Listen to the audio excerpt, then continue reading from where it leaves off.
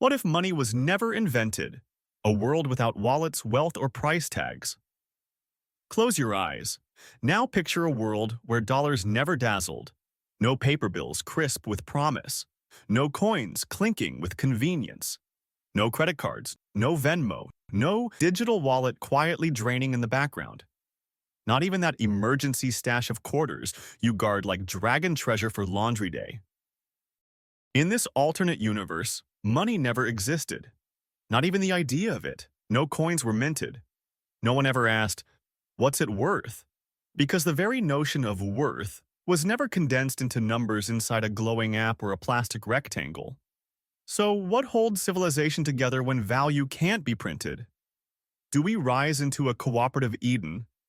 Communal, equitable, altruistic? Or do we spiral into chaos, locked in a never-ending debate about whether a goat is worth 3 loaves of bread or 4, depending on the size of the goat and the gluten content? This is one of humanity's biggest what-ifs. What if the concept of money was never invented? Let's rewind, past the blockchain, past Wall Street, past kings and coins and crypto bros, all the way back to the basics. Barter. You give me fish, I give you firewood. A caveman's Venmo. It worked. Kind of. But it was painfully inefficient. The system demanded a rare miracle economists now call the double coincidence of wants. Romantic name. Brutal logistics. You had to want what I had and have what I wanted. Otherwise, no deal. No fish, no firewood. In a world without money, barter doesn't disappear. It evolves. Becomes layered, nuanced, personal. Trust becomes currency. Reputation becomes capital. And your word, that's your wallet. You're not just a blacksmith. You're the blacksmith, the one who never misses a delivery, fixes broken tools before anyone asks, and sharpens blades with the precision of a neurosurgeon. That track record becomes your wealth. It's social equity with a forge. Forget Silicon Valley. Think social value. Let's drop into a village of 300. No banks, no bills. Just shared memory and mutual dependency. Your worth isn't measured by digits. It's defined by how people see you, how often they nod when your name comes up. You owe me one becomes sacred. A verbal promissory note logged in the collective brain of the tribe. Kindness? That's capital. Gossip?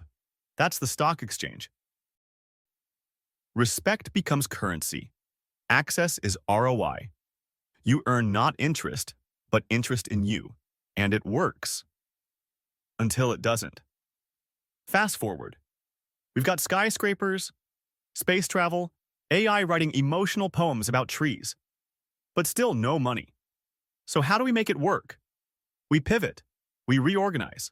Society becomes subscription-based. No profits, no hoarding. Just pooled resources and purpose. You contribute what you're best at. Cooking, caregiving, carpentry, and in return, you get what you need. No bills, just balance. No checkout, just check in. Sounds like utopia, right? It's also brittle. Lose your standing in the group, you're out. Miss a few communal obligations, you're docked. Reputation can uplift, or it can unravel you. In a system like this, wealth still exists. But it's not in vaults. It's in voices. In how people talk about you when you're not in the room. Rich and poor still exist. We just rename the columns from net worth to network. Without money mediating value, everything becomes a negotiation. Subjective, murky.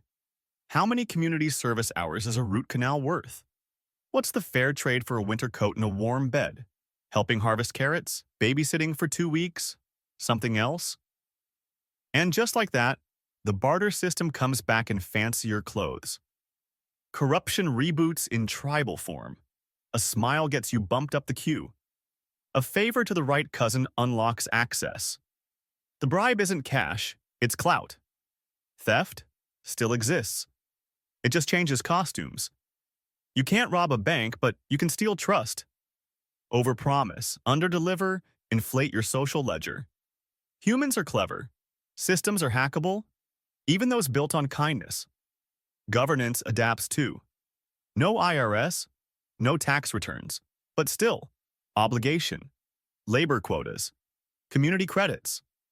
You're not paying taxes. You're digging canals, baking bread, hosting the town meeting.